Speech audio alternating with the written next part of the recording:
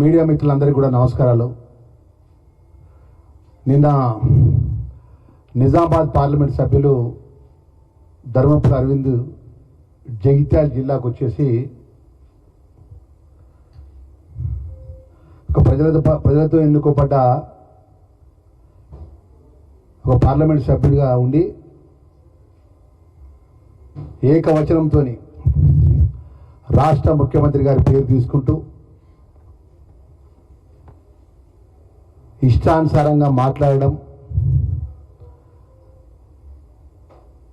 నరేంద్ర మోడీ ప్రధానమంత్రితో సంబంధం ఉన్నదని మాట్లాడడం, వ్యక్తిగతంగా కూడా మాట్లాడడాన్ని మేము తీవ్రంగా ఖండిస్తున్నాం. ఎందుకంటే ధర్మపురి అరవింద్ అనేది ఆరంభం అనేది వారి కుటుంబం ఆరంభమే కాంగ్రెస్ పార్టీ నుంచి. వారి తండ్రి గారు డి శ్రీనివాస్ గారు అక్కడి నుంచి రాజకీయ జీవితాన్ని కానీ మొదలుపెట్టినటువంటి ధర్మపురి అరవింద్ గారు వచ్చి నోటికి ఎంత వస్తుందంత మాట్లాడుతున్నారు.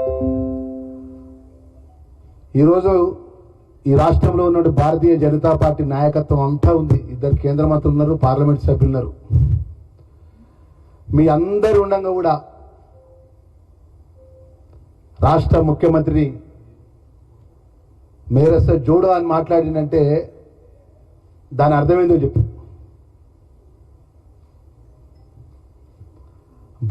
బలమైనటువంటి నాయకుడిగా ఉన్నటువంటి రేవంత్ రెడ్డి గారు ఒక సామాన్యమైన జీవితం నుంచి ఇండిపెండెంట్గా జడ్పీటీ సభ్యునిగా ప్రజలతో గెలుపొంది స్థానిక ఎన్నికల్లో ఎమ్మెల్సీగా సభ్యునిగా ఎన్నికై తిరిగి శాసనసభ్యునిగా ప్రజలతో ఎన్నుకోబడి తిరిగి పార్లమెంట్ సభ్యునిగా ప్రజలు ఆశీర్వదించిన తర్వాత అఖిల భారత కాంగ్రెస్ పార్టీ నాయకత్వం రాష్ట్ర పిసిసి అధ్యక్షునిగా చేపట్టినట్లు సందర్భంలో మీరు భారతీయ జనతా పార్టీ సంబంధించిన మీ పార్టీ 2014 నుంచి రాష్ట్రంలో అధికారం నుండి కేసీఆర్ను ఎదుర్కోలేక కేసీఆర్ జిమ్మికులకు మీరు జవాబు చెప్పలేని పరిస్థితుల్లో మీ పార్టీ ఉండి 118 సెగ్మెంట్ల లోపల మీరు బలమైన అభ్యర్థులు పెట్టలేని పరిస్థితిలో ఉంటే ప్రధాన ప్రతిపక్ష నాయకునిగా ఈరోజు మాజీ ముఖ్యమంత్రి కేసీఆర్ ఒక్క మాట అనుకుంటా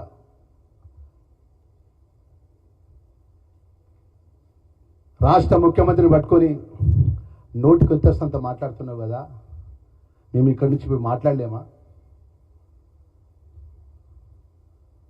ప్రజలతో ఎన్నుకోబడ్డం ప్రజాస్వామ్య పద్ధతి ద్వారా రాజ్యాంగ నిర్మాత డాక్టర్ బిఆర్ అంబేద్కర్ గారు రాజ్యాంగ పరంగా ప్రజల ఓట్ల ద్వారా మనం ఎన్నుకోబడి చట్టసభలో పోయినప్పుడు అంబేద్కర్ గారు ఇచ్చినటువంటి రాజ్యాంగ పరంగా ఒక శాసనసభ్యులందరూ కలిసి ఒక ముఖ్యమంత్రిని ఎన్నుకుంటారు. ఒక ముఖ్యమంత్రి కుర్చీని పట్టుకొని వ్యక్తిగతంగా నువ్వు మాట్లాడమనేది ఎంతవరకు సమంజసం అని చెప్పి అంటున్నావు. నీ భారతీయ జనతా పార్టీ లెక్క నాగ్పూర్లో కూర్చొని మీ ఆర్ఎస్ఎస్ సంబంధించినటువంటి వ్యూహం ఏదైతే ఉంటుందో ఆ వ్యూహాన్ని అమలు చేసే కాంగ్రెస్ పార్టీ కాదు.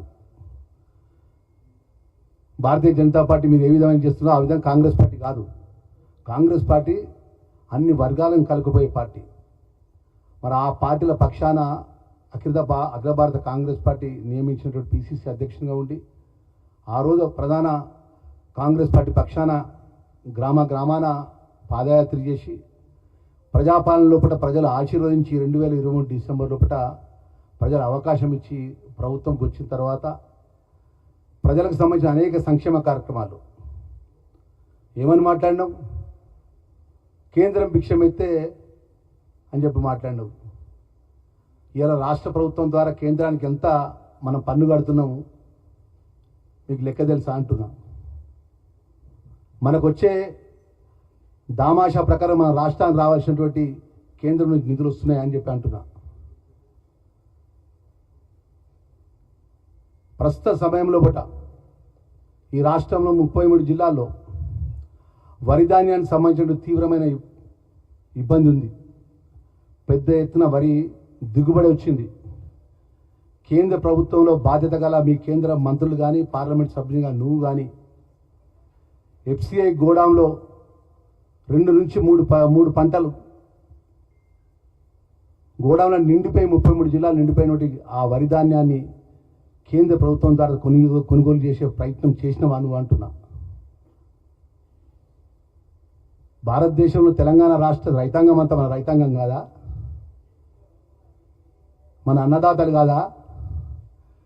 పార్లమెంట్ సభ్యునిగా మీరు ఎందుకు మాట్లాడలేదు అంటున్నా. ఎందుకు గోడామ్స్ లోపల ఎఫ్సిఐ గోడామ్స్ లోపల మా జగిత్యాల జిల్లా ఉదాహరణకు చెప్తున్నా, 20 మండలాలు ఉన్నాయి.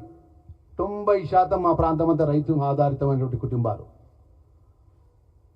2 సార్లు 3 సార్లు పంట వస్తే ఆ పంట సంబంధించిన ఎఫ్సిఐ ద్వారా కొనుగోలు చేసే విషయం లోపల రాష్ట్ర ముఖ్యమంత్రి రాష్ట్ర మంత్రులంతా పోయి ప్రధానమంత్రి గారిని మీ మోడీ గారిని కేంద్రంలో ఉన్న వ్యవసాయ శాఖ మంత్రిని ప్రోటోకాల్ పక్కకు పెట్టి తెలంగాణ రాష్ట్రం నుంచి వరి ధాన్యం పెద్ద ఎత్తున దిగుబడి అవుతుంది, మీరు ఎఫ్సిఐ ద్వారా కొనుగోలు చేయాలి, నిబంధనల కారణంతో మీరు దాన్ని దాటేదంటే పెడచెవిన పెట్టి పట్టించుకోకపోతే ఇవాళ పెద్ద ఎత్తున దిగుబడి వచ్చిన ఒక విధంగా ఆర్థికంగా రాష్ట్ర ప్రభుత్వం మీద భారం ఉన్నా కూడా ఈరోజు చివరి గింజ వరకు కొనుగోలు చేసే విధంగా ఈరోజు ముఖ్యమంత్రి గారి నేతృత్వంలో పట్ల ఆర్థిక శాఖ మంత్రులు అదేవిధంగా అగ్రికల్చర్ శాఖ మంత్రులు ఏ జిల్లాలో ఆ జిల్లాలో ఎమ్మెల్యేలు అందరం కూడా వడ్ల కొనుగోలు సెంటర్ల కాడిపోయి రైతుకి ఇబ్బంది జరగకుండా దిగుబడి ఎక్కువ వచ్చింది, పంట ఎక్కువ వచ్చింది, మొత్తం మిల్లులు మొత్తం నిండిపోయి ఉన్నాయి.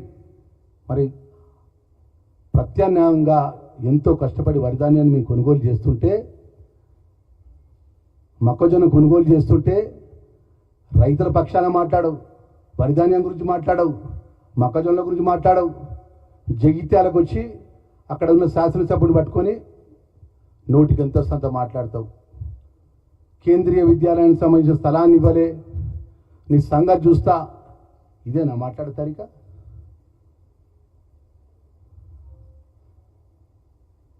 ముఖ్యమంత్రి గారిని ఏకవచనంతో మాట్లాడతావు, ముఖ్యమంత్రి వారి తమ్ముళ్ళ పేరు తీసి మాట్లాడతావు. మరి ముఖ్యమంత్రి వారి తమ్ముళ్ళ పేరు తీసినప్పుడు నీ తమ్ముడి గురించి కూడా మేము మాట్లాడాలనా? నిజామాబాద్లో మీ తమ్ముడు చేసే మీ అరాచకాల గురించి మేము మాట్లాడాలనా? మేము అరవింద్ గారు ఇప్పటికైనా కొంచెం ఏది పడితే అదే మానేసి ప్రజలతో ఎన్నుకోబడ్డప్పుడు మీరు కేంద్ర ప్రభుత్వం ద్వారా ఈ రాష్ట్ర ప్రభుత్వానికి ఏ నిధులు తీసుకొచ్చిండ్రు, వరి కొనుగోలు విషయంలో మీ పాత్ర ఏంది, మొక్కజొన్న రైతుల విషయంలో మీ పాత్ర ఏంది, ఈ రైతులను ఏ విధంగా ఆదుకుంటాం, కేంద్రం నుంచి ఏ విధంగా నిధులు తీసుకొస్తాం, ఈ రాష్ట్రానికి రావాల్సినటువంటి దామాసా ప్రకారం రావాల్సిన నిధులు ఇక మేము ఇంత తీసుకొచ్చిన మా యొక్క కేంద్ర మోడీ గారి ద్వారా ఇంత పెద్ద ఎత్తున మేము నిధులు తీసుకొచ్చినామని కూడా ఉదాహరణ చెప్పండి. మీరు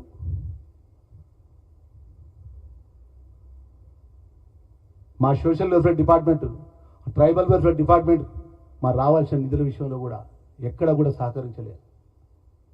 అయినా కూడా గౌరవ ముఖ్యమంత్రి రేవంత్ రెడ్డి గారి నేతృత్వంలో పట ఆ శాఖ మంత్రిగా మా శక్తి కొద్దీ గత ప్రభుత్వంలో పెండింగ్లు ఉన్నటువంటి కాస్మెటిక్ ఛార్జెస్ పెండింగ్లు కానీ, డైట్ ఛార్జీలు పెండింగ్లు కానీ, ఏదైతే అద్దె భవనాల్లో ఉంటున్నట్టు హాస్టల్లో ఉంటున్న పిల్లల యొక్క పెండింగ్స్ కానీ సుమారు 220 కోట్ల రూపాయలు నిన్న కాక మొన్న రిలీజ్ చేయించినాం.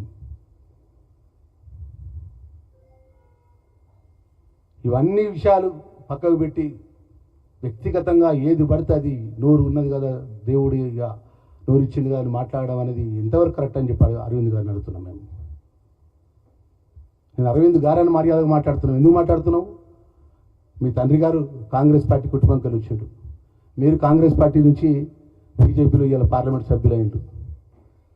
మా జిల్లాకు వచ్చి ముఖ్యమంత్రి గారు ముఖ్యమంత్రి కుటుంబం గురించి ఇవాళ మా నాయకుడు ప్రజలతో ఒక జడ్పీటీ సభ్యుల నుంచి ఈరోజు రాష్ట్ర ముఖ్యమంత్రిగా తెలంగాణ ప్రజల ఆశీర్వాదంతో ఈ స్థాయికి వచ్చిండు.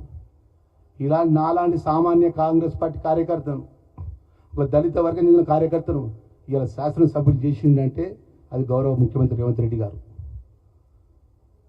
ఆ రోజు అధికారంలో ఉన్నటువంటి మేమే రాజులం, మేమే మంత్రులం, మాకు తిరుగులేదు, ముచ్చటగా 3వ సారి మేము ప్రభుత్వంలోకి వస్తాం, మాకంటే గొప్పలు లేరని మాట్లాడినటువంటి ఆ పార్టీకి ఆ ప్రభుత్వానికి బుద్ధి చెప్పి ప్రజల్ని మెప్పించి ఒప్పించి నాలాంటి సామాన్య వ్యక్తికి కూడా టికెట్ ఇచ్చి నేనున్నా అని చెప్పేసి ఈరోజు ఇక్కడ కూర్చొని పెట్టినటువంటి నాయకుడు మా నాయకుడు రేవంత్ రెడ్డి గారు. ఈరోజు మా పార్లమెంట్ రాజ్యసభ సభ్యుడిగా మా అనిల్ కానీ మేమందరం ఈరోజు మా చైర్మన్గా మా ఎస్సీలను బీసీలను అన్ని వర్గాలను తీసుకొని వెళ్ళేటువంటి మా నాయకుడు పట్టుకొని నువ్వు ఏది పడితే అదే మాట నీ మోడీ ప్రధానమంత్రితో మేము ఏది పడితే అదే మేము మాట్లాడితే అది సరైన పద్ధతి అని చెప్పి అంటున్నా. ఇప్పటికైనా నీ ధోరణి మీ పద్ధతి మార్చుకో. మన రాష్ట్రానికి రావాల్సిన కేంద్ర ప్రభుత్వానికి రావాల్సిన నిధులు ఇప్పి మన వడ్లకు సంబంధించిన ఏదైతే గోడాంశాలు నిండిపోయిన గోడాంను కొనుగోలు చేయ ఎఫ్సిఐ ద్వారా మొక్కజొన్న మద్దతు ధర ఇప్పి రైతులకు అన్ని విధాల కేంద్ర ప్రభుత్వం నుంచి రావాల్సినటువంటి మద్దతు ధరను ఇప్పించుకుంటూ గోడాంశాలు నిండిపోయినట్టు గోడాంలో ఉన్నట్టు వడ్డీ ధాన్యాన్ని మొత్తం కొనుగోలు చేసి అప్పుడు మాట్లాడు.